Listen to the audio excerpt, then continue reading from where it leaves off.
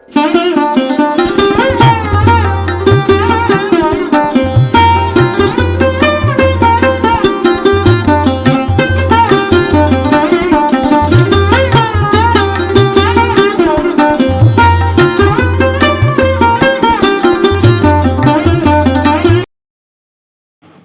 বাড়িতে যারা বয়োজ্যেষ্ঠরা থাকেন, যেমন শ্বশুর, শাশুড়ি, দাদু, ঠাকুমা, তাদের কখনো উচ্ছিষ্ট বা ফেলনা ভেবে ঘরের এক কোণে ফেলে রাখা উচিত নয়। কারণ তারা হচ্ছেন আমাদের বাড়ির ভিত এবং এক একটা শক্ত পিলার। তারা সবসময় তাদের সবটুকু দিয়ে আমাদের বাড়ি বা ঘরকে রক্ষণাবেক্ষণ করার চেষ্টা করে। নমস্কার বন্ধুরা, রানাঘাটের ছোট্ট একটা গ্রাম থেকে আমি দীপিকা চলে এসেছি নতুন দিনের শুরুতে নতুন আরও একটি ব্লগ নিয়ে। আমার নতুন আরও একটি ব্লগে আমাদের অনেক স্বাগত আর ভালোবাসা জানিয়ে সকাল সকাল আজকের ব্লগটা শুরু করে দিলাম। আজ বুধবার, আর বুধবারের সকাল থেকে প্রথমেই যে সকালের কাজ সেটা দিয়ে আমি আমার ব্লগটা শুরু করলাম। সকালে ঘুম থেকে উঠেছি অনেকক্ষণ আগে, প্রায় 2 ঘন্টা আগে, কিন্তু এই 2 ঘন্টা আমি অফ ক্যামেরায় অনেক কাজ করেছি, যেমন নলি ঘুরানো, কাপড় বোনানো, এগুলো করেছিলাম। কারণ একটাও নলি ছিল না, আর সকালবেলা যদি নলিটা না ঘুরিয়ে দিই তাহলে ওরা বারবার নলি নিতে আসবে এবং আমার কাজ কিন্তু কিছুই হবে না। এই জন্য সকালে কিছু নলি ঘুরিয়ে দিলাম। আর ততক্ষণে আমার শাশুড়ি মা কিন্তু আজকে উঠোনটা ঝাড় দিয়ে দোয়ার ধারে জলটাও দিয়ে দিয়েছে। আমি জানিও না উনি আজকে এত কাজ করে ফেলেছে, কারণ আমি যখন উঠোন ঝাড় দিতে গেছি দেখি আমার শাশুড়ি মায়ের উঠোন ঝাড় দেওয়া আর দুয়ার ধারে জল দেওয়া হয়ে গেছে। আজকে যদি উনি এই দুটো কাজ না করতেন তাহলে কিন্তু আমার এই দুটো কাজ ফের আবার করতে হতো। যেহেতু উনি করেছেন সেহেতু কিন্তু আমার এই কাজটা অনেকটাই এগিয়ে গেছে। দুটো কাজ বাদে সকালে যা আর অন্যান্য কাজ সেগুলো করার কাজে লেগে পড়েছি। আর ওদিকে কিন্তু আমি অনেকটা ভোরবেলা উঠে বললাম না, মেশিনটা চালিয়েছিলাম। তো দেখো এখন ঘরটা ঝাড় দিয়ে বিছানাটা ভালো করে পরিষ্কার করে গুছিয়ে নিয়েছি। আর তারপরেই দেখো লেগে পড়েছি মোছামুছির কাজে। আর এই ক্লিনিং বা ডাস্টিংয়ের কাজ যদি রোজ করা হয় না তাহলে কিন্তু ডিপ ক্লিনিংয়ের সময় খুবই কম খাটনিতে ডিপ ক্লিনিং হয়ে যায়। প্লাস হচ্ছে তোমার এতটাও নোংরা হয় না ঘরটর কিন্তু সবসময় বেশ চকচকে ঝকঝকে একটা ব্যাপার থেকেই যায়। আর বলো তো কি, এই যে এই শোকেসটা আমি প্রত্যেকটা ব্লগেই তোমাদের বলে থাকি, এই শোকেসটা কিন্তু প্রায় 27 থেকে 28 বছর আগের শোকেস। তবুও এখনও হয়তো রঙটা নষ্ট হয়ে গেছে কিন্তু ততটাই চকচকে ঝকঝকে রয়ে গেছে, যেহেতু আমি এটাকে রোজ ক্লিনিং বা ডাস্টিং করে থাকি। তো এই জন্য কি হয়, আমার ঘরটা ধুলোও কম পড়ে, নোংরাও কিন্তু কম পড়ে। তো দেখো এদিকে শোকেসটা ভালো করে কিন্তু মুছিয়েও নিলাম।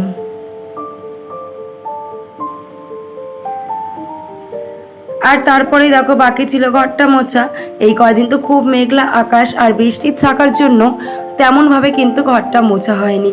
তো আজকে ভাবলাম যে আজকে খুব সুন্দর রোদ উঠেছে, এত সুন্দর রোদ উঠেছে দেখে আর লোভ সামলাতে পারলাম না। তাই দেখো সকাল সকাল ঘরটা মুছে নিলাম। মোটামুটি বাসি কাজকর্ম আমার হয়ে গেছে। আর সারাদিনের কাজকর্ম এ তো ফুরাবার নয়, কিন্তু ওই যে বাসি কাজটা ওটা কিন্তু সকালেরটা সকালে না করলে খুবই সমস্যার মধ্যে আমাদের পড়তে হয়।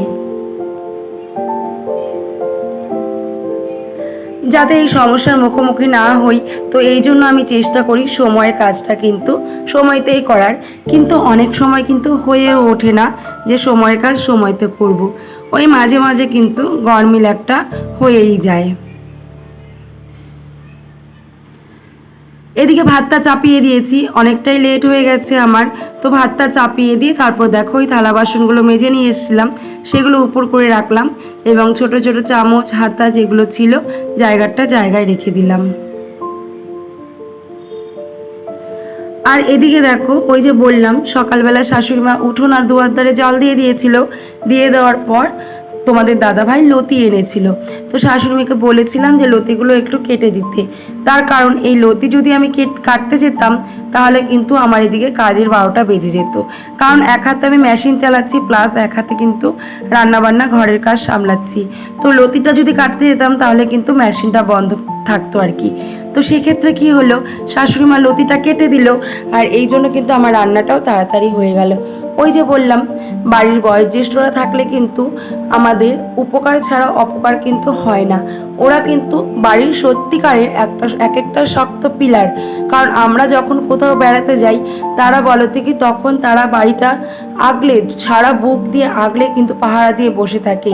তার ফলে কোনো একটা বাইরের লোক কিন্তু বাড়িতে ঢোকার তিল পরিমাণ সাহস কিন্তু পায় না। তো আমরা অনেকেই কিন্তু ভাবি যে বাড়ির বয়োজ্যেষ্ঠরা হচ্ছে বাড়ির বোঝা, কিন্তু না বন্ধুরা, তারা কখনোই বাড়ির বোঝা নয়।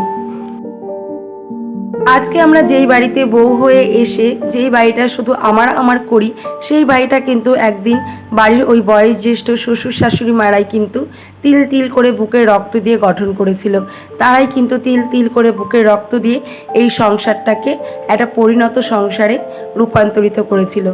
আজকে সেই সংসারে আমাদের নিয়ে এসছে এবং আমরা সেই সংসারের অধিকারী হয়েছি বলেই বয়োজ্যেষ্ঠদের যে বোঝা মনে করব, সেটা কিন্তু কখনোই উচিত না। কারণ তারা হচ্ছেন বাড়ির এক একটা শক্ত পিলার। তারা যেমন তাদের সন্তানদের ভালোবাসেন, তেমনি কিন্তু এই সংসার এবং এই বাড়িটাকেও তারা ভীষণ পরিমাণে ভালোবাসেন এবং আগলে রাখেন। তাই কখনোই বাড়ির বয়োজ্যেষ্ঠদের বাড়ির বোঝা বলে মনে করতে নেই। তারা আছেন বলেই বাড়ির ছোটদের আমরা তাদের ভরসায় রেখে বাড়ি ফেলে কোথাও যেতে পারি। তারা আছেন বলেই কিন্তু বাড়ির নাতি পুতি যারা আমাদের বাচ্চারা আছেন, তারা এত স্নেহ মমতায় বড় হচ্ছে। তারা আছেন বলেই কিন্তু এখনও সেই ভালোবাসাটা, সেই স্নেহ মমতাটা বাড়ির ওপরে আশীর্বাদ স্বরূপ রয়ে গেছে। তাই তাদের আশীর্বাদ নিতে শিখতে হবে। তাদের বোঝা নয়, তাদের ভালোবাসা স্নেহ মমতা দিয়ে আগলে রাখতে হবে, তাদের বোঝার চেষ্টা করতে হবে। তো যাই হোক বন্ধুরা, তোমাদের সাথে গল্প করতে করতে আমার কিন্তু প্রায় অনেক কাজকর্ম হয়ে গেছে। রান্না করেছিলাম বেগুন ভাজা, পটল ভাজা, আর ওই যে শাশুড়ি মা কেটে দিয়েছিল লতি, আর করেছিলাম মাছ।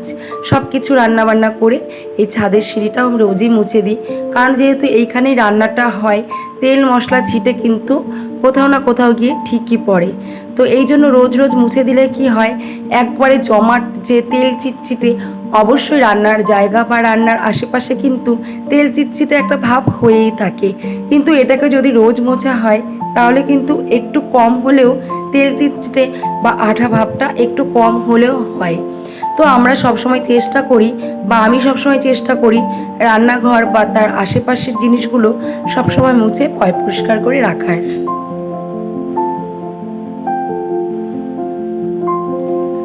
ওদিককার সমস্ত কাজকর্মগুলো হয়ে গেছে। আর বললাম না, আজকে ভীষণ সুন্দর রোদ উঠেছে, এত সুন্দর রোদ উঠেছে দেখে পুরো লোভ লাগছে। আর সকালে তো ওদিকে কাজকর্ম রান্নাবান্না হয়ে গেছে, আর তারই ফাঁকে ভীষণ খিদে পেয়ে গেছিলো। এক গ্লাস ছাতুর শরবত কিন্তু আমি টক দই দিয়ে বানিয়ে খেয়ে নিয়েছিলাম। তো পেটটা এখন বেশ ভরা ভরা আছে, কাজ করাই যায়।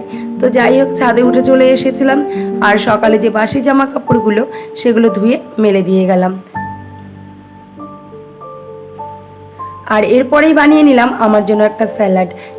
সে স্যালাডের মধ্যে ছিল আজকে ছোলা সেদ্ধ, টমেটো কুচি, লঙ্কা কুচি আর পেঁয়াজ কুচি।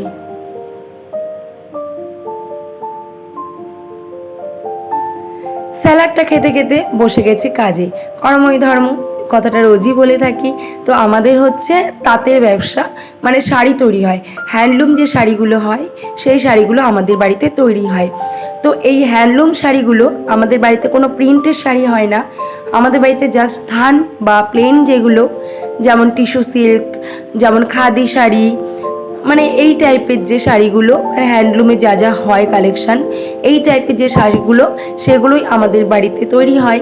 এবং এগুলো আমরা ডাইরেক্ট সেল করে দিই, মানে আমাদের পাইকারি ব্যবসা, আমরা ডাইরেক্ট সেল করে দিই এবং সেটা নিয়ে চলে যায়।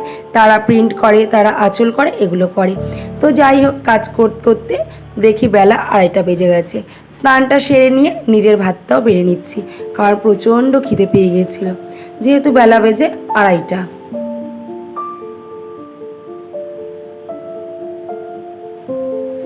তো তো দেখো আমার খাবারটা আমি রেডি করে খেতে বসে পড়েছি। আর আমার লঙ্কা ছাড়া একদম চলে না। আমাদের বাড়িতে সবাই কিন্তু ঝাল প্রেমী। ঝাল খেতে আমরা সবাই ভীষণ ভালোবাসি, কি ছোট কি বড়, আমরা সবাই ভীষণই ঝাল খেতে পছন্দ করি। তাই দেখো ভাজাভুজির সাথে একটু খেয়াল করে দেখবে তোমাদের দাদা ভাইয়ের পাতেও লঙ্কা দিই এবং আমি নিজেও কিন্তু লঙ্কা নিয়ে খাই। তো খাওয়া দাওয়া কমপ্লিট করে নিয়েছি আর চলে এসেছি একদম সন্ধেবেলায়। আর তোমরা কি একটা জিনিস নোটিস করেছো, আমি কিন্তু স্নান করে এখন বেশ কয়েকদিন ধরে শাড়ি পরছি। তো সন্ধেবেলা চা করে দিলাম তোমার দাদাভাই আর শাশুড়ি মাকে। চা করে দেওয়ার পর পাশের বাড়ি আমার একটা বান্ধবী আছে, ওনার যে হাজব্যান্ড মানে বান্ধবীর যে হাজব্যান্ড ও হচ্ছে ক্রিম বিক্রি করে। তো আমি ক্রিম নিয়ে এসেছি, আমি বলে রেখেছিলাম অনেক দিন আগে, তো আজকে দিয়ে গেছে। এখানে আছে 1 কিলো ক্রিম। তো 1 কিলো ক্রিম এটাকে আমি সুন্দর করে জাল দিয়ে ঘি বানাবো। আর আমার ঘিটা কিন্তু প্রায় রেডির দিকেই। আর ঘিটাও কিন্তু ওই বান্ধবীর হাজব্যান্ডের কাছে শিখেছি, আর কিছুটা শিখেছি আমার বোনের কাছে। তো 1 কেজি ক্রিমে কিন্তু আমার প্রায় 550 মতো ঘি হয়েছিল। তো 1 কেজি ক্রিম আমি কিনেছি 200 টাকা দিয়ে, আর 550 ঘিয়ের দাম গেস করো কত? প্রায় কিন্তু 500 টাকা। তো যাই হোক এখানে অনেকটাই সেভ হলো, আর আমার ঘিটাও কিন্তু রেডি হয়ে গেছে। এখন আমি ঘিটাকে ঠান্ডা করে প্লাস্টিকের জারে ভরে রাখলাম। আর এরই মধ্যে তোমাদের থেকে আমি বিদায় নিয়ে নিচ্ছি। তো ভিডিওটি কেমন লাগলো, ভালো লাগলে অবশ্যই লাইক করো, কমেন্ট করো, নতুন বন্ধু হয়ে থাকলে চ্যানেলটিকে সাবস্ক্রাইব করে এই ছোট্ট দিদিভাইয়ের ছোট্ট পরিবারের পাশে থেকো। তো এখনকার মতো টাটা, দেখা হবে আবার কালকে।